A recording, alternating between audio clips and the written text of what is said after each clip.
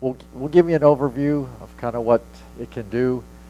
It's got more features than I will ever use, even as a statistician, but and probably you as well. But it's a very powerful program. This originated within the Department of Energy. It was actually written by one guy and then kind of absorbed into the larger picture.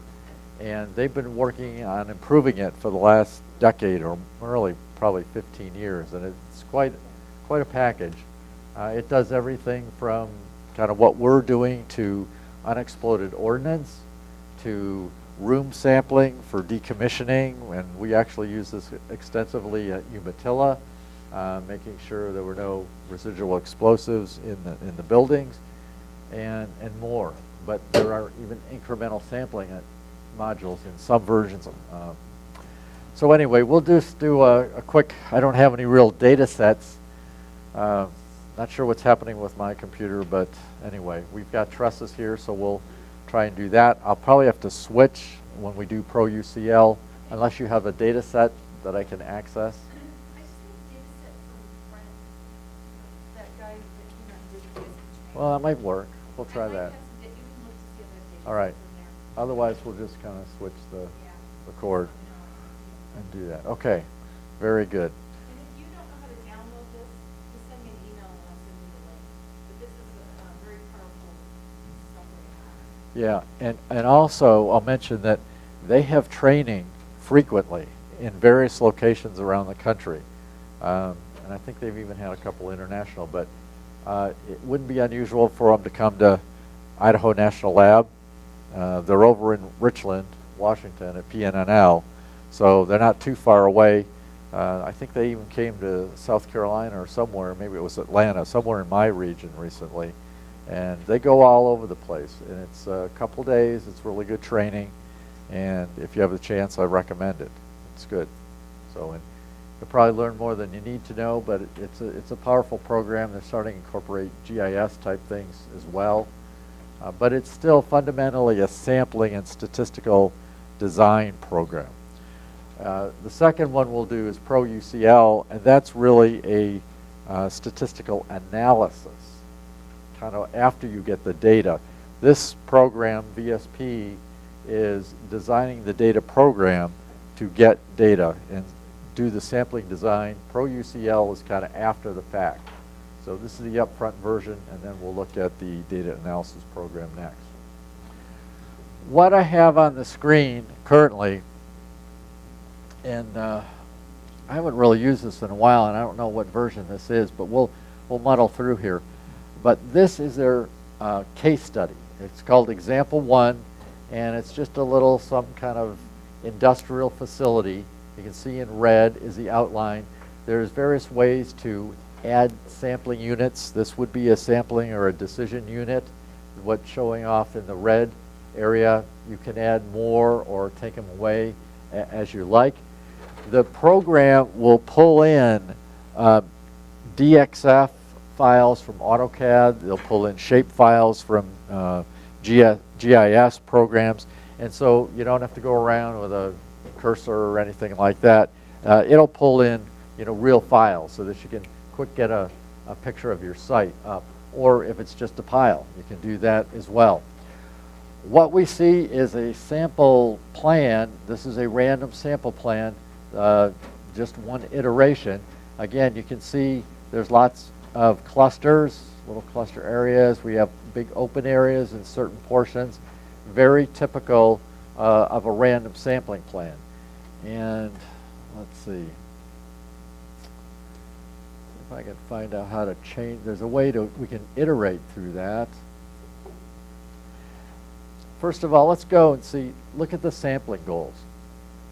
There are a slew of sampling goals, a whole bunch. And everything from the first one, which is probably what we want, compare average to a threshold, an incremental sample to an action level or a threshold, very common, or compare to estimate the mean. We can locate hotspots. We may try and do that. Looking for trends, sample redundancy, down here to UXO, confidence intervals, lots of UXOs. radiological sampling within a building. And so there's lots of stuff you can explore. I mean, you could, in 2 days, you could just get even just a few minutes with each one of these facilities, and there's a lot to know about the program, but it's very powerful and good. Let's, Which one of those would be the thresholds are no greater than? it's this very first one, okay? If we go over to sampling goals, we say compare the average to the threshold. Okay, that's going to be comparing our incremental samples to the action level, okay? And so they know that's a very common feature, and it probably was one of the first features. When I first started, it probably only had, you know, like the first 6 or 8 of these facilities, and then they kept adding. Looks like everybody. It does, yep. It's expecting you to know a little bit about your variability or guess at your variability. So let's go there. And you get a little screen. This is where I was having trouble, wouldn't fit on my screen. So there's an option. You can say, I can assume the data will be normally distributed. We're going to do that because we're going to assume we're doing incremental samples and that they're normally. But we can also put, we cannot. And you can see that that brings up a whole new set of subsequent options. So this is going to change, for instance, in the box below, bingo, okay? And so therefore, we're going to use ordinary sampling. We can use sequential, we can use collaborative, or multi-increment, okay? So I've never actually used the multi-increment. Let's just start with ordinary, and then we'll try that in a little bit. Because I want you to see, we are expecting very good results for the incremental sampling, low variability, close to the mean because of the increment design. But I want to first show you what we traditionally do with discrete samples all over the site. So we have, for instance, discrete samples all over the site, not sure how many, maybe 30, 50, something like that. And we're going to analyze those. And so what we'll come down here and we'll say it's analyte 1. I think that's all they have. This is a case study that we pulled in.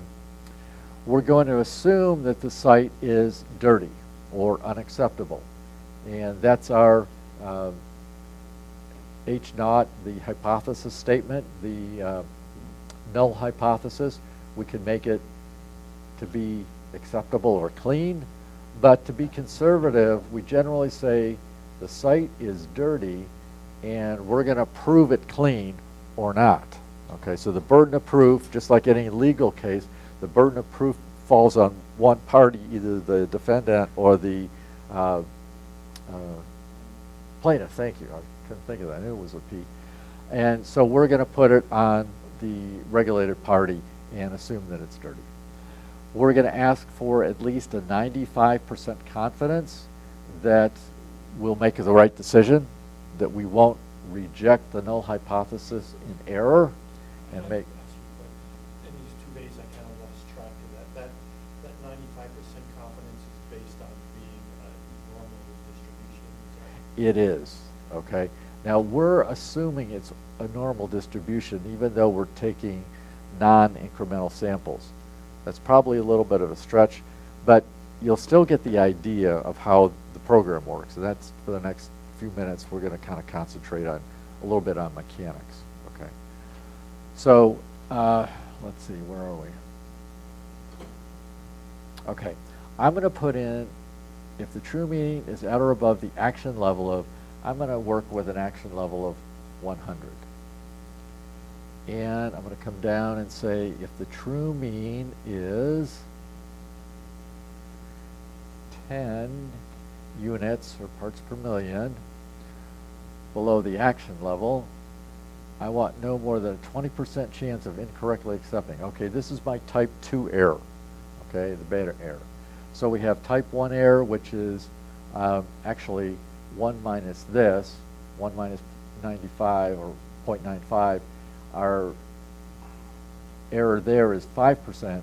Our error down here is 20%.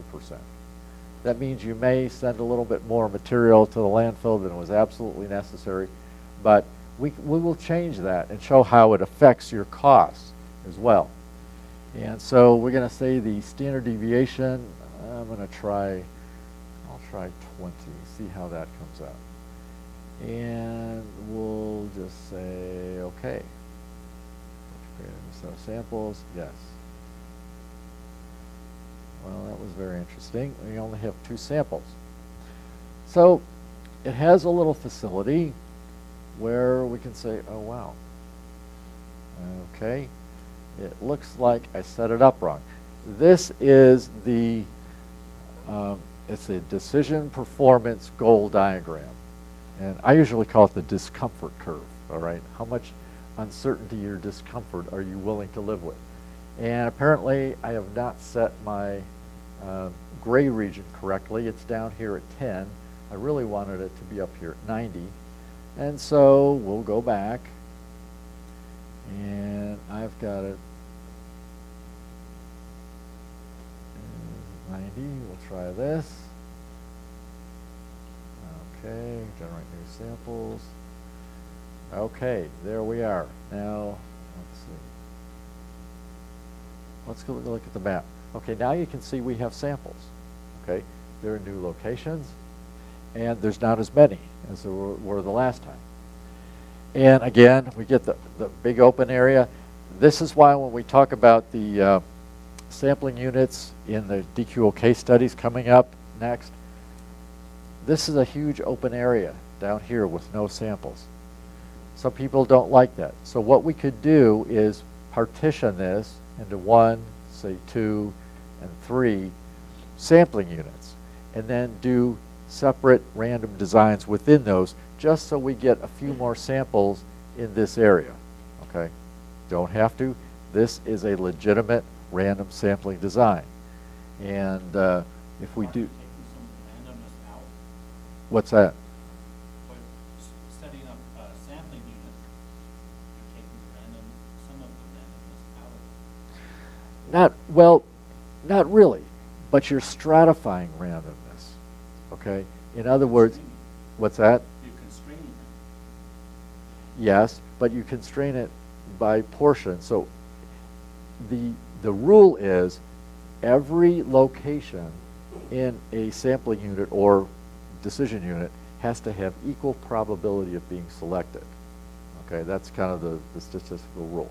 So when you make a sampling unit, you don't diminish the equal probability. Okay, now the area is smaller, yes, but there is the same likelihood that any point within that subunit will be picked as before. Okay.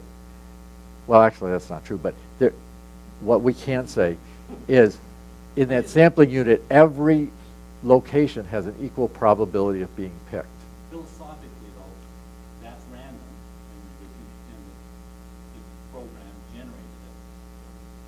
But then you say, well, I don't like this part. That's just, if it's random and trusted, then you should trust it. Okay. The reason I'm telling you this is that I want you to think about this before you do your design and say, hey, Jeff showed us this thing. I really didn't like that. I don't want that kind of result happening. Okay. Now we could go through and there's a way to iterate and create new designs random, and you find one you like. Okay. Okay, that seems really kind of. Okay. Now we're getting into that. Or you can say, all right, I'm going to make 3 sampling units. Okay.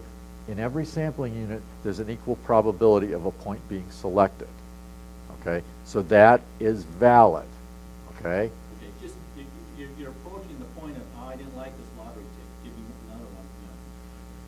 Well, that's why I'm saying we do this. We decide to do sampling units before we generate the sampling plan, because if we do it after the fact, it's like flipping the coin. Okay, the odds of the 11th being ahead after 10 is 50-50. The odds of 11 in a row are 1 in 2,000. Okay? I'm saying I know random samples tend to give great big open areas. I don't want that. Okay? Or I may say, hey, look, I believe in the statistics, I'm okay with it. Okay? So that's a decision you make first. Okay? So are you biasing your reason for, if I were working on the site and generated that random sample, I have to submit to the regulatory agency and so forth. I look at that and I would say, that is a fact, you're not like that, you're not like that, if you open space. Right. So, am I biasing the random sampling by knowing that that's not going to pass the regulation? Let me say this. If you generate a random sample plan, assuming the random number generator was reliable, it is a valid, and there, in a sense, there's no bias. And I think that's really true no matter how many times you iterate, even if you don't like that idea. They are all random sampling. And I'm just telling you, this is more a human factor, I think, than anything. Yeah. This is a valid random sampling program, even though there's clusters and large open areas, okay? It is still a valid random sampling program. And some people say, I understand that, Jeff, but I don't like it, okay? So when you walk into the DQO process, you think, maybe I ought to ask somebody about that. Show them something like this. You can generate one and say, what if I come up with a random sampling program that looks like this? Are you going to be okay with that? If they say yes, fine. If they say no, then we could even go, I think, let me see, sample placement. I'm doing simple random sampling. I could do a systematic grid. There we go. So if people want to do a grid, we can do a grid. Okay. If they don't like square grids, we can go in and we can do a triangular grid. There we go. Now this isn't too bad. We just barely snuck one in down here, but you could have had a pretty open area. We just barely snuck one in here, but you can miss something up here. Okay? Whereas with the random, I think we did have stuff up here. If you're going to go random, you kind of got to go with the luck of the draw.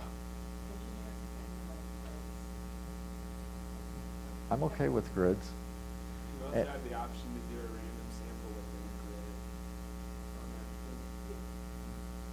a grid. Right. You can, I mean, if you really want to get complicated, you could say, all right, this is a grid, and the origin was random, so it's okay, but we could go to every point and generate a random offset, say 1 to 5 feet, in a random direction, somewhere around the compass, so that, yes, it's a grid, but it's sort of more, if you want to do that, that's okay, but I wouldn't.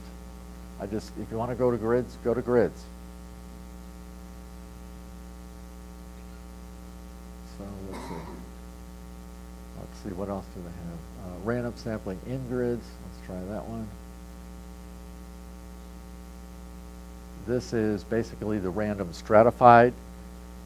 I like these kind of because it decreases the number of clusters and open areas. Not completely, but basically it's saying within this grid somewhere there's going to be a sample. Now here you have a couple real close, here a couple, you have several clusters, here they are. Okay, but you do get samples in this little arm, this peninsula up here. You have 3 samples, 1, 2, 3, and then another one real close. And generally you have a kind of an open area here, open area here. You will probably never get a perfect random grid, okay? Which the one I saw was probably somebody had something like this, They probably moved this one down to here, okay, somewhere. They probably moved this one up here, and there weren't any clusters. Not sure I recommend that, but I think that's what they did. There have probably been worse things, crimes committed, but I wouldn't recommend it. Okay, so now let's see, let's go back, let's do another random just for the heck of it. Sample placement, we'll do simple random. So, okay. And there we go. Okay. Wow, now we have a big open area. Let's see. All right, now there's a facility here called the largest unsampled hotspot. There it is. Okay, it'll tell you what the radius is. 342 feet. Okay, that's pretty big. That's a radius. So diameter, almost 700 feet. That's a pretty big open area. I don't know if that's acceptable or not, but you can do that. You could set in the DQOs. The diameter could not be bigger than 200 feet. And then you generate a design to meet that objective. That's an objective. If you state it up front, okay? So this is why we go through these programs, is just to think about what you might want to ask for and negotiate during the DQO process. So let's generate another grid, and then we'll look at the number of samples we need.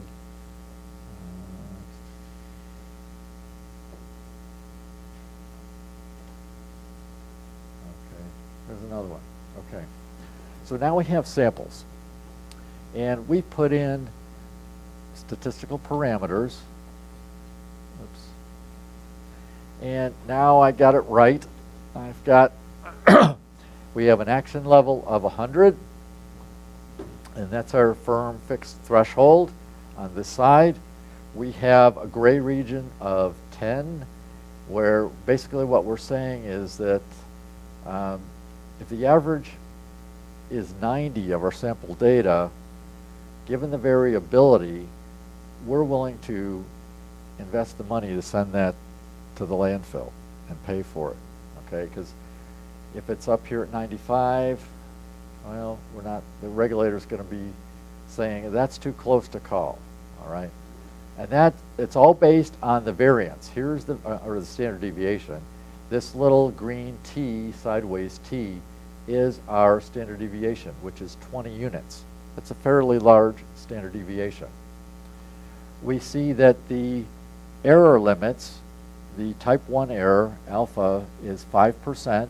Up here it gives us 95% confidence. And, oh wow, this is weird. Look at the discomfort curve. This should come down from here, go down to here, and come out this side. There's something goofy going on. I think the numbers up here are correct, but the graphics don't seem to be working quite right. But in any event, it gives you a report, and you can save these as a PDF or a graphic image and put it in reports. And the numbers are up here. It's saying that with a standard deviation of 20 and a gray region of 10 units below the action level of 100, alpha 5%, you need 27 samples. Now, if we change the parameters, for instance, if we lower the standard deviation, now we only need 15 samples. Standard deviation is 14.5. Well, let's make it, let's see if I can get it up to 15. There, 15. Okay, now we need 16 samples. All right, if I had a higher standard deviation out here at roughly 20, get 20 if I can. Well, close. Okay, 28, now wait. All right, standard deviation is 26. All of a sudden I need 44 samples. Now, if I come back to, let's make the standard deviation, standard deviation 15, something around 15. I can say, okay, 17 samples. we were really willing to take maybe 30 samples. Let's see what happens if we tighten the gray region. Okay. Ooh, now we need 61. Okay. But what if our what if we have an incremental sample and the standard deviation goes down? Okay.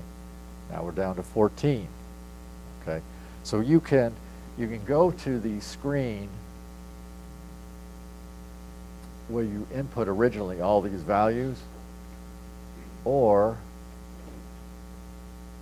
you can just kind of play with this on the screen and say, I think you can say we're expecting a mean of, say you're expecting a mean of the action level, okay? And if it's normally distributed, that means all the data are between 0 and 100. We could divide 100 by 6, which is approximately, say, 17.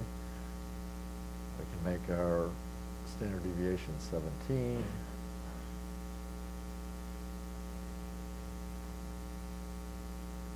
Oops, I'm not getting it. So does this mean that you're only willing to accept a standard deviation of the size you're setting? Is that what you're doing? Yeah, we're saying that we're going to go out and collect samples. And we're predicting that we're not going to have a standard deviation larger than 17. Okay, now if it is larger, you're going to find out that you didn't collect enough samples. So you probably want to be conservative on your estimation of the standard deviation. Okay, so if it is for regular discrete samples at 17, then we're going to need 78 samples. If we want a gray region up at 95, if we're willing to move that down to 90, okay, then we're around 20. That's probably more reasonable. And if you say, well, we budgeted for 30, we can move this. If you want to play around, that's 28, 31. Okay, so it's somewhere in there that we can do this. So this is really I would say the prime use of VSP for pile sampling is determining how many. Now, if we say that, well, gosh, we're not expecting a 17 part per million standard deviation with incremental samples. We're only expecting a 5 part per million standard deviation, or maybe 10. No, here's 10. Well, let's not do that. Let's do that. About 10. Okay. Now it's saying you could actually get away with 12 discrete samples. Okay. Now remember, when we're talking about discrete samples, we're now talking about samples where we're looking at the nomograph and saying, in the field, we're going to collect, X kilograms or X grams of sample that's kind of proportional to our fundamental error. So hopefully they're better designed than we did in the past, okay? But since we are doing incremental, we're expecting a small standard deviation. We could even say, well, we're hoping it's only a couple, and we would only need 2 discrete samples or 2 incremental samples, and we're good to go. So this is kind of where you can play the what-if game, and if you have any information on your pile or piles similar to your piles, that would be a good place to start. There's no guarantees that your variances and so on will come out the same as this, but it is a good graphical tool. And I like the fact too that as pointed out, some people like grids, some people don't. We can go any type of random sampling within a grid, systematic grid, square, triangle, rectangular. And the most efficient grid is triangles. You can get the most in the smallest slightly. It's just a little bit more efficient. So we can even do that. Looks like, tell you what, come up here. We will tighten this, increase the standard deviation. All right. There you go. Okay. Yes. Right. I would go with sort of a relative approach and say, you know, our action level is 100. We're going to assume our standard deviation is 10, 20%, you know, something, and then check it out. Okay. There are situations where your pile is going to be dirty, and so no matter what the standard deviation is, you're going to fail. So if it comes back and most of them are above the threshold, you know what you're going to do. Okay. Why we're doing this, in a sense, is that you're hoping you're going to have a lot of samples that are less than the threshold, maybe a few over, so there's some uncertainty whether the average is above or below. And then that's where the variability kicks in and says, you know, if it's low variability, then we'll only add a little bit to that mean to create an upper confidence limit, and hopefully that's going to be below the action level threshold. But if there's high variability, then it's going to kick you over. So, and you know, you can take 3 or more incremental samples, and that will give you typically the lowest variability between those 3 samples, because the incremental samples themselves are averages, and the variability of averages should be smaller than the variability of discrete samples, so that it is a legitimate way to reduce your variability and give you a better chance of not exceeding the upper confidence limit.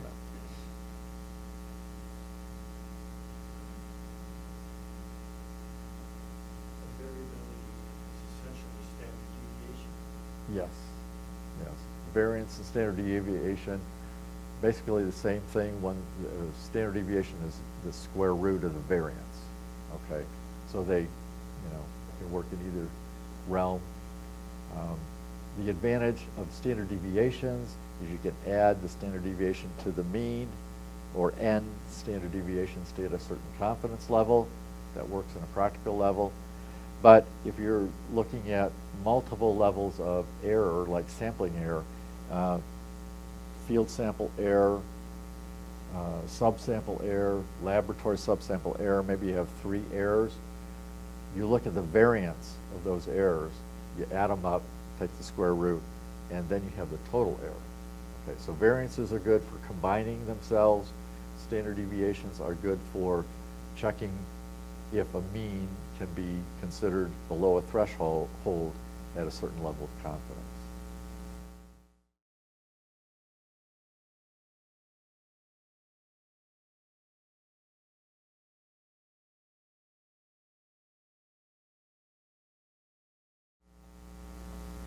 Okay, now, both of these software programs are public domain. They can be downloaded for free. VSP was DOE developed, and Pro UCL was developed by EPA. They spent a lot of time, and they've had several revisions, and it's kind of coming into its own. It's the kind of program you want to use on the back end. And if you have other projects that are not incremental sampling, it's also excellent. I use this all the time as well. I have a little bit of groundwater data, we'll use to illustrate some of the features, but it works equally well on discrete grab or composite incremental samples for data analysis. It has a general statistics program. We can take, these are 5 different locations. These are actually surface water data. And we can say, go to it. And we get a little instant summary. We have the 5 locations. These are groundwater data for 1 year. There's only 4 observations. Max, min, mean, standard deviation, standard error of the mean, mean average difference, skewness, kurtosis, all the good stuff along here. and the percentiles, and maybe more statistical data than you want. Okay, so in a very, oh, thank you. Yeah, it looks much better. Okay. Very easy, it brings in an Excel spreadsheet is all it does. You can have multiple spreadsheets, or you can have a single spreadsheet, so you don't really have to reformat things. Makes it quite easy.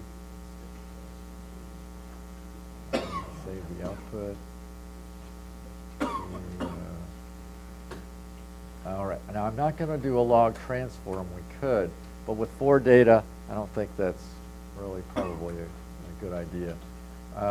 We don't have enough non-detects really to do it, and so I'm going to just show you a couple other things.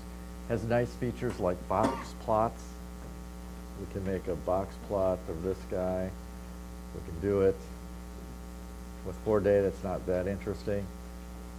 It's also got the facility that if you want to put multiple locations in a box plot, you can do that.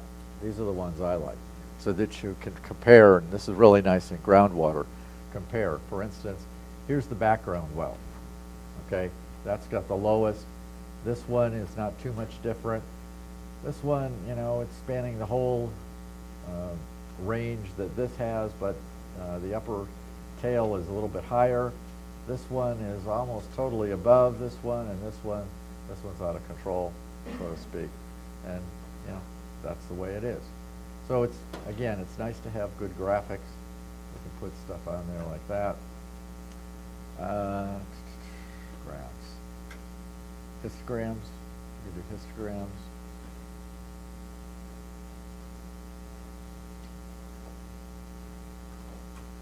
Okay, here we go. The 4 data, not really too great. Okay, and again, you can save all these so you can put them in reports and things like that. So we got histograms.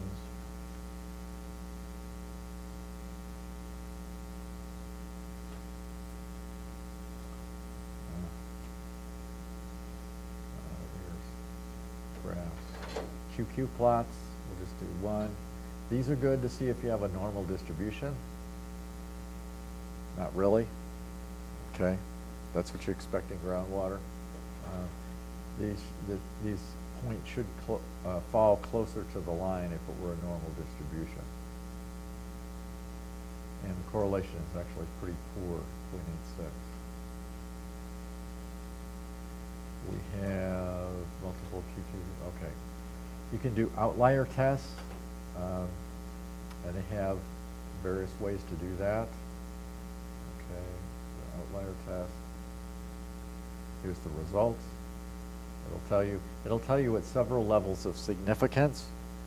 So here none of them are, but here at 10% and 5%, it's considered an outlier, but at a 1% significance level, it's not. So you can do that. I'm not going to recommend anything there, but you can do with that information what you like. So stat test. Yes. Oh, sorry. Does it tell you which test you're using? It does. I think I think you can use either the Dixon or the Rosner test. So. It's specified in the technical guidance for less than 25. Right. Right. Yeah, a lot of statistical tests matter. It matters how many data you have, okay, how many samples. And if you're under, like for outliers, it's like 25, or if it's for other aspects, it's like non-detects, it's like 50%, or, I'm sorry, for normality, it's 50 samples that you want, things like that. So it'll tell you what you're doing. Goodness of fit, you can look at normal, gamma, log normal, goodness of fit statistics. We've got hypothesis, you can do t-test proportions, you can do non-parametric with the Wilcoxon signed rank. 2-sample, you can do the Wilcoxon-Mann-Whitney. This is good for comparing in groundwater background to down gradient wells, things like this. ANOVA, regression, trend analysis, with, you know, various types of trend tests, Van Kendall, field send, time series, and so on.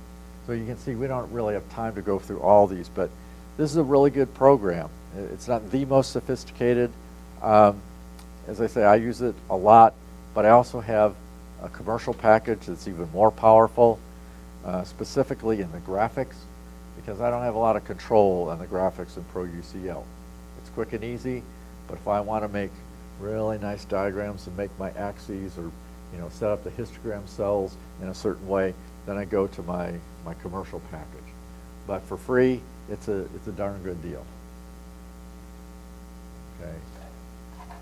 We can do upper limits and UCLs and EPCs for different types of distributions. So, you know, these get kind of geeky down here in some of these unusual distributions. But again, I recommend it. Try it out. See what works for you. For free, it'll carry a good ways.